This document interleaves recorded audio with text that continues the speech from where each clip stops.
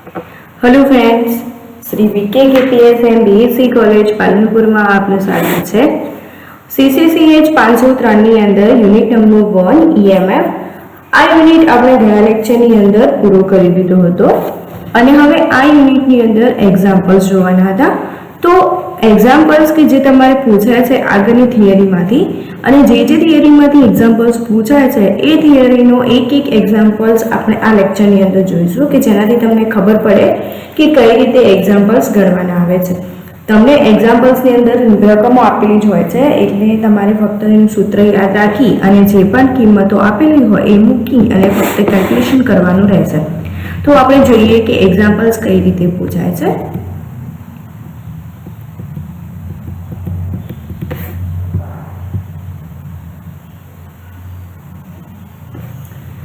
Example number 1 कि 25 Celsius तापमाने नीचेनी अर्धकोश प्रक्रिया माटेनो potential गणो अने प्रक्रिया छे Cr2O7 -2 અને એની સાંદ્રતા 0.3 મોલર પ્લસ 14H+ એની સાંદ્રતા છે 2 molar plus 6 electron gives 2Cr+3 7H2O અને Cr+3 ની સાંદ્રતા અથવા સક્રિયતા છે 0.2 મોલર।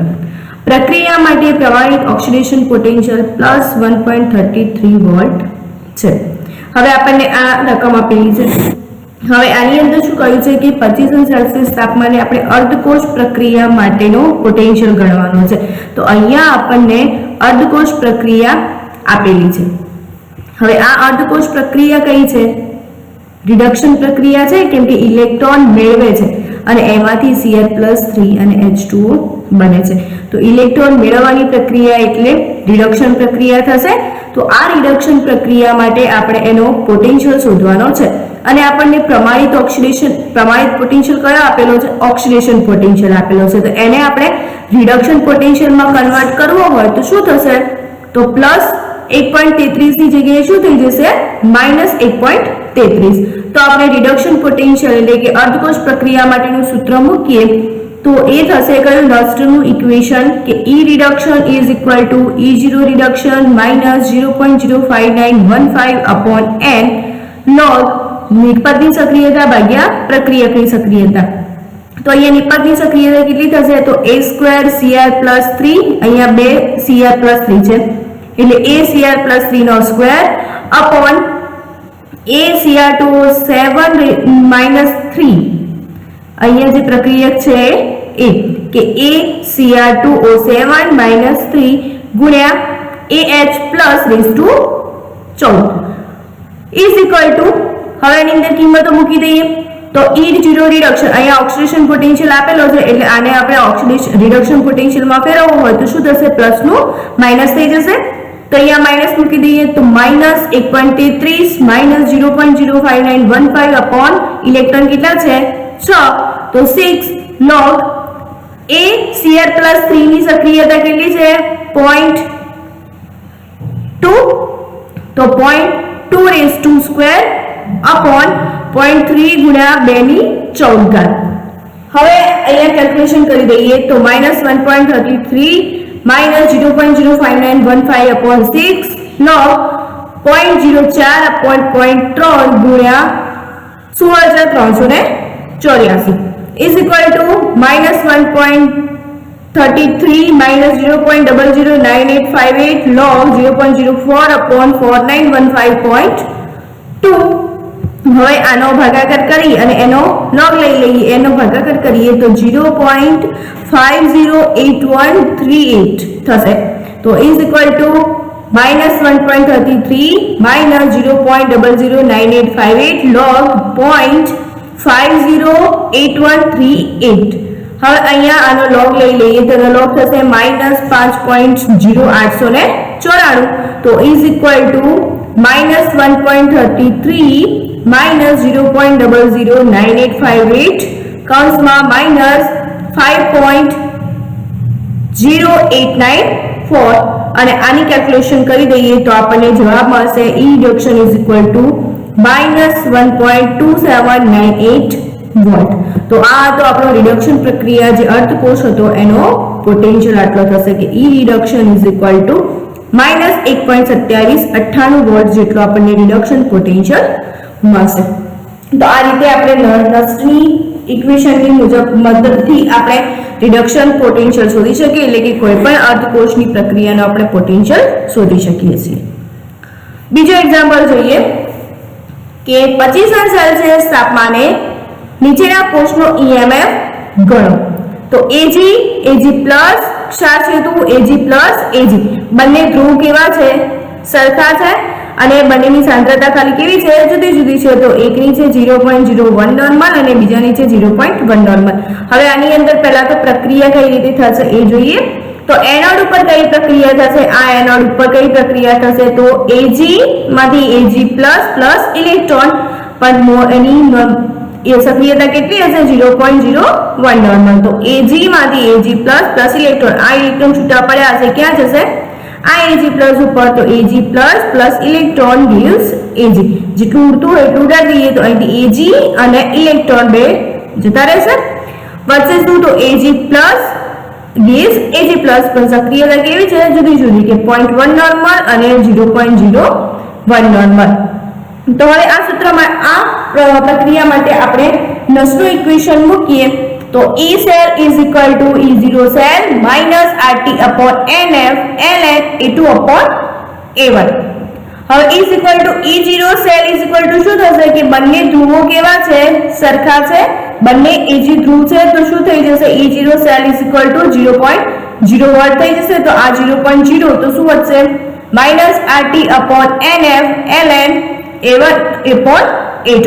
હવે A1 અને A2 ની કિંમત મૂકીએ અને RT upon NF ln જે છે એને log માં ફેરવી દઈએ તો એનો કેટલું થશે? 0.05915।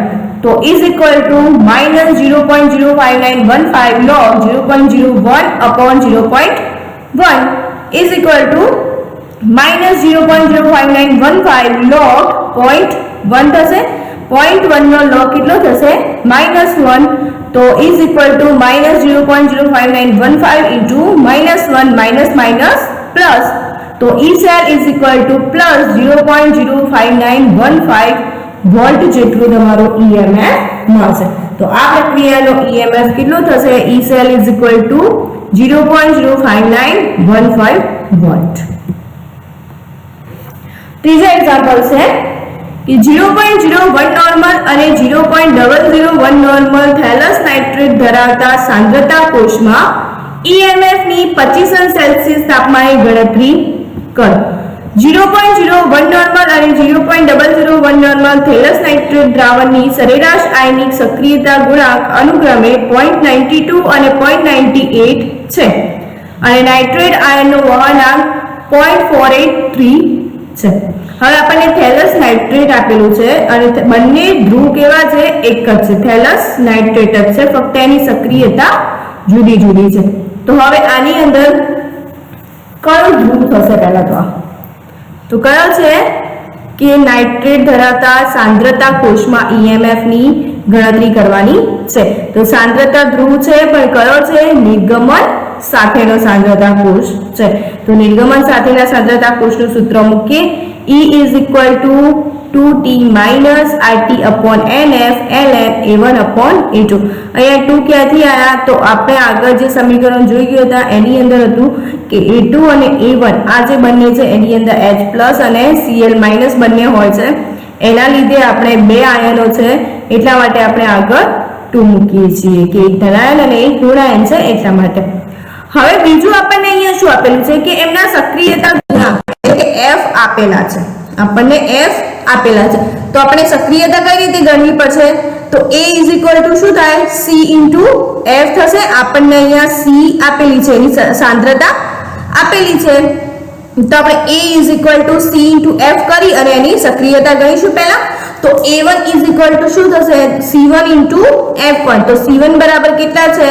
0.01 અને F1 is equal to 0.92। તો 0.01 into 0.92 is equal to 0.0092 થશે। એવી જ રીતે A2 ગણીએ તો A2 is equal to C2 into F2 is equal to 0.001 into 0.98 is equal to 0.00098। હવે આપણે આ સૂત્રની અંદર કિંમતો મૂકી દઈએ તો E = 2 ગુણ્યા 0.483 ગુણ્યા 0.05915 log A1 = કેટલા છે 0.0092 upon 0.00098 અને આનો ભાગાકાર કરીએ તો 9.3877 જેટલો આપણને કિંમત મળશે તો E = 2 ગુણ્યા 0.483 ગુણ્યા 0.05915 log 9.3877 is equal to 2 ગુણ્યા 0.483 ગુણ્યા 0.05915 ગુણ્યા 0.9725 એટલે કે આનો જે લોગ આવશે એ 0.9725 જેટલો લોગ આવશે અને આ કેલ્ક્યુલેશન કરીએ તો આપણને E = 0.05556 વોલ્ટ જેટલો મળે છે તો આ જે થેલસ નાઇટ્રેટનો જે સાંદ્રતા કોષ હતો તો એના EMF ની કિંમત આપણને E = 0.05556 વોલ્ટ જેટલી મળે છે આગળનો એક્ઝામ્પલ જોઈએ તો ચોથો એક્ઝામ્પલ છે કે 25 સેલ્સિયસ તાપમાને અનુક્રમે સરેરાશ આયનિક સક્રિયતાઓ 0.1 અને 0.01 વાળા HCl ના બે દ્રાવણો વચ્ચેના પ્રવાહી સંપર્કશાન પોટેન્શિયલની ગણતરી કરો અને કેટાયનનો સરેરાશ વળાંક T = 0.828 છે અહીંયા આપણને શું આપેલું છે કે કેટાયનનો સરેરાશ વળાંક T પ્લસ આપણને આપેલો છે 0.828 આપેલો છે હવે અને બીજું છે કે 25 સેલ્સિયસ તાપમાને આપણને આયનિક સક્રિયતા આપેલી છે A1 અને A2 આપેલા છે તો A1 = 0.1 અને A2 = 0.01 છે હવે આપણને T માઈનસ આપેલો નથી તો T માઈનસ કઈ રીતે ગણવો પડશે તો T પ્લસ T માઈનસ શું થશે 1 તો T માઈનસ ને સૂત્ર કરતા બનાવીએ તો 1 - T પ્લસ તો અહીંયા T પ્લસ ની કિંમત આપણને 0.828 આપેલી છે 1 માંથી બાદ કરીએ તો આપણને 0.172 જેટલી મળશે આપણે અહીંયા શોધવાનું શું છે તો પ્રવાહી સંપર્કશાન પોટેન્શિયલ શોધવાનો છે તો પ્રવાહી સંપર્કશાન પોટેન્શિયલ માટેનું સૂત્ર EJ = T - T plus RT upon NF ln A2 A1 હવે T માઈનસ આપણને કેટલા મળ્યા 0.172 માઈનસ 0.828 0.05915 log 0.01 upon 0.1 આનો બાદબાકી કરીએ તો માઈનસ 0.656 ગુણ્યા 0.05915 log 0.1 log 0.1 નો log કેટલો થશે -1 તો is equal to -0.656 ગુણ્યા 0.05915 into -1 આ -1 અને 0.05915 પ્લસ તો -0.05915 થશે તો બંનેનો ગુણાકાર થશે EJ = 0.03880 વોલ્ટ તો આપણને આ પ્રક્રિયાનો જે પ્રવાહી સંપર્કશાન પોટેન્શિયલ આટલો મળે છે કે EJ = 0.03880 વોલ્ટ જેટલો મળે છે નેક્સ્ટ એક્ઝામ્પલ 25 સેલ્સિયસ તાપમાને યોગ્ય કોષ બનાવી AgI નો દ્રાવ્યતા ગુણાકાર શોધો આપણે શું શોધવાનું છે આનો દ્રાવ્યતા ગુણાકાર શોધવાનો છે અને આપણને અહીંયા ધ્રુવના વોલ્ટ આપેલા છે પોટેન્શિયલ તો E0 = Ag AgI = -0.1522 વોલ્ટ અને E0 Ag plus -0.799 વોલ્ટ આપેલા છે હવે આપણે આનો પહેલા તો કોષ બનાવવો પડશે તો ચલો કોષ બનાવીએ તો AgI ક્ષાર સેતુ AgNO3 અને AgI ની સક્રિયતા આપણે A1 લઈ લઈએ અને AgNO3 ની 1 મોલર લઈ લઈએ તો હવે A2 = કેટલા છે A1 મોલર આપણે જેટલું આપેલું છે એટલું અહીંયા લખી દઈએ કે A2 = 1 મોલર છે A1 કેટલા છે કે AgI માં Ag+ ની સક્રિયતા તો AG+ જે AgI ની આપણને ખબર નથી તો AgI માં Ag+ ની સક્રિયતા એને આપણે AAG+ તરીકે લઈ લઈએ N = 1 E cell is equal to E oxidation plus E reduction. આખા કોષનો પોટેન્શિયલ પણ ગણવો પડશે. તો કોષનો potential E oxidation plus reduction, તો આ Ag plus reduction, તો આને લઈ લઈએ, પોટેન્શિયલ ગણી દઈએ તો -15.22 પ્લસ 0.799 is equal to 0.6468. આ આખો પોટેન્શિયલ મળી ગયો કોષનો પોટેન્શિયલ E છે. અને E0 cell is equal to શું થશે કે બંને ધ્રુવ કેવા છે, સરખા છે, એટલા માટે આપણે 0.0 વોલ્ટ, તો અહીંયા આપણે 0.0 વોલ્ટ થઈ જશે. હવે સૂત્ર મૂકીએ, E cell is equal to E0 cell minus 0.05915 log A1 upon A2.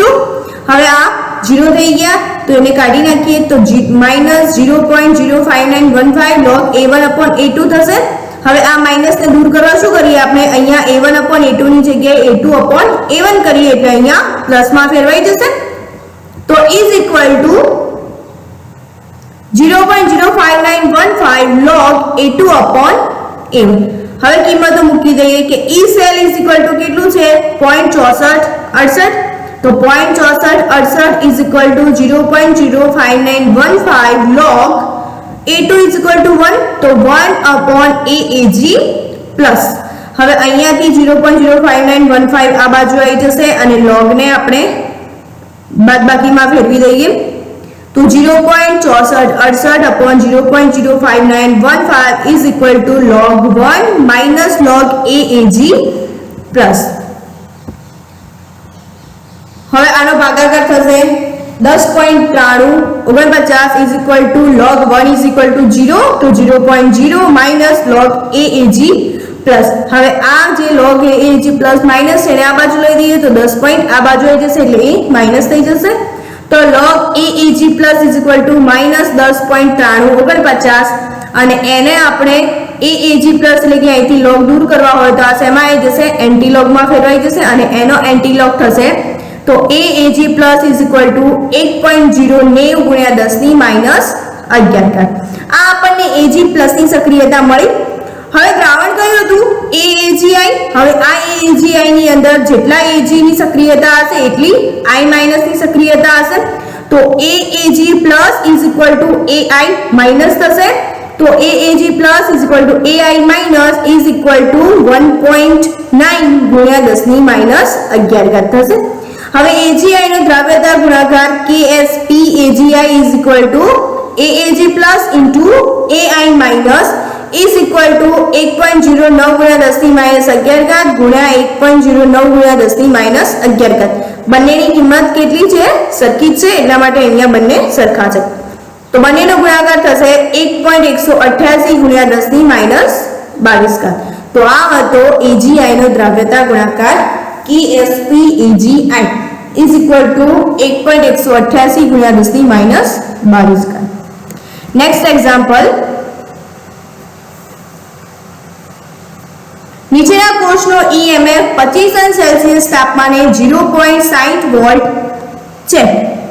PtH2N/32NH4Cl નું દ્રાવણ, 1 નોર્મલ KCl, Hg2Cl2 અને Hg. આ ધ્રુવ કયો છે, કેલોમલ ધ્રુવ છે અને આ હાઇડ્રોજન ધ્રુવ છે.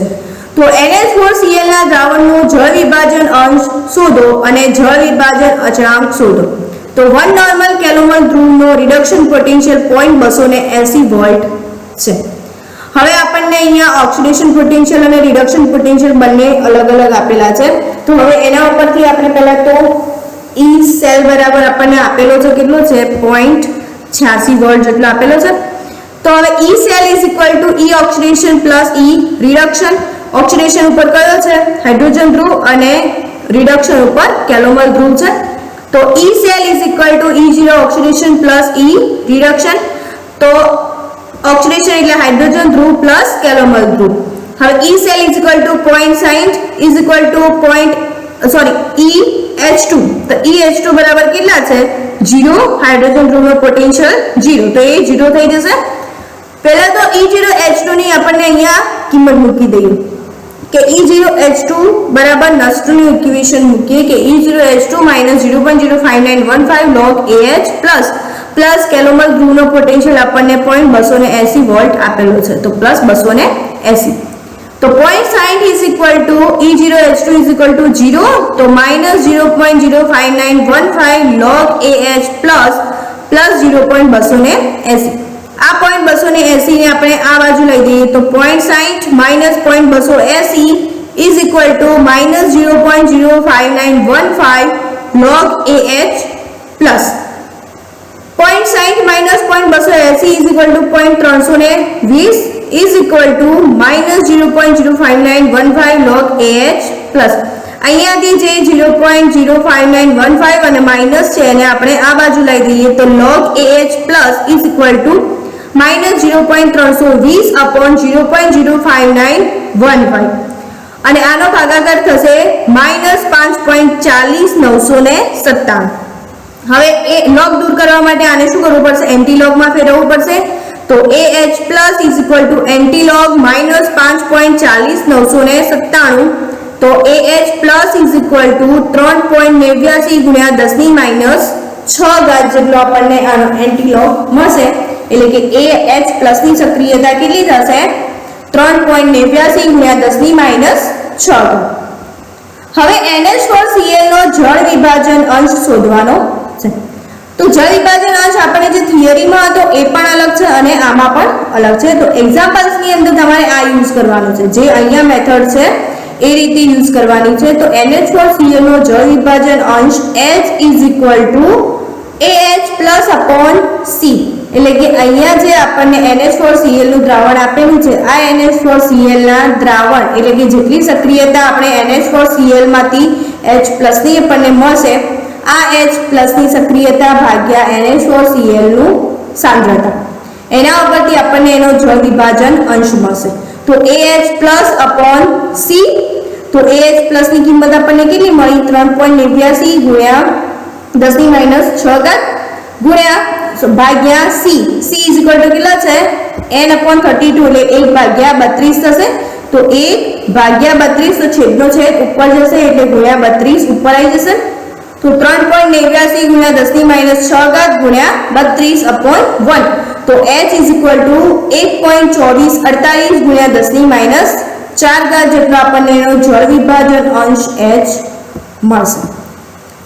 હવે એનો જળ વિભાજન અચળાંક, તો એનો જળ વિભાજન અચળાંક KH is equal to H² into C. જળ વિભાજન અચળાંક KH is equal to H² into C. તો H ની કિંમત આપણને કેટલી મળી? 1.2448 ગુણ્યા 10 ની માઈનસ 4 ઘાત એનો સ્ક્વેર ગુણ્યા 1 ભાગ્યા 32. તો KH is equal to 4.842 ગુણ્યા 10 ની માઈનસ 10 ઘાત જેટલો આપણને આનો જળ વિભાજન અચળાંક મળે છે. નેક્સ્ટ એક્ઝામ્પલ કે નીચેના કોષનો 25 સેલ્સિયસ તાપમાને EMF 0.406 વોલ્ટ છે. નીચે કોષ આપેલો છે કે Ag 0.025 molar AgNO3 plus 1 molar NH3 A1, 0.1 molar AgNO3 A2 Ag. હવે જો 0.1 મોલર AgNO3 માં Ag પ્લસ નો સક્રિયતા સહગુણાંક 0.733 હોય અને 0.025 મોલર AgNH3 ટ્વાઇસ પ્લસ નો સક્રિયતા સહગુણાંક 0.95 હોય તો AgNH3 ટ્વાઇસ પ્લસ નો અસ્થાયીતા અચળાંક ગણો. એટલે કે આપણે અહીંયા K ઇન્સ્ટન્ટ ગણવાનો છે. તો અહીંયા આપણને આપેલું કેટલું છે કે E cell is equal to કેટલા આપેલા છે? 0.406 volt. n is equal to 1. A1 is equal to કે આની અંદર NH3 અને AgNO3 બંને છે એટલા માટે આપણે A1 ની અંદર Ag પ્લસ કરી દઈએ. A1 માંથી ફક્ત AAG plus A2 is equal to આપણને આપેલા છે C into F.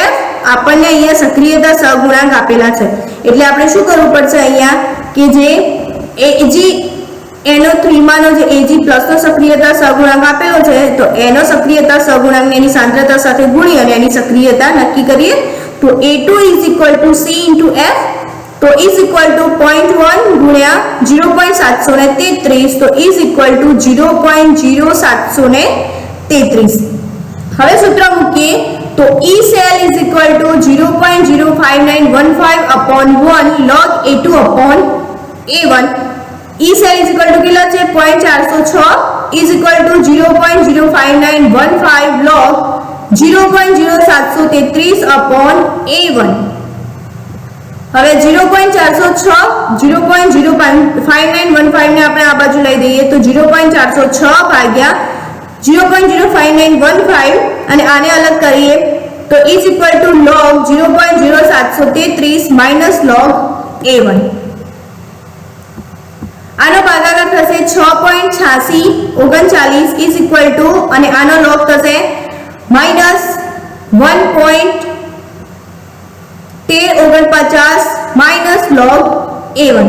log A1 ને સૂત્ર કરતા બનાવીએ તો log A1 આને આ બાજુ લઈ દઈએ તો log A1 is equal to minus 1.1349 minus 6.8639 તો is equal to minus 7.9988 થશે.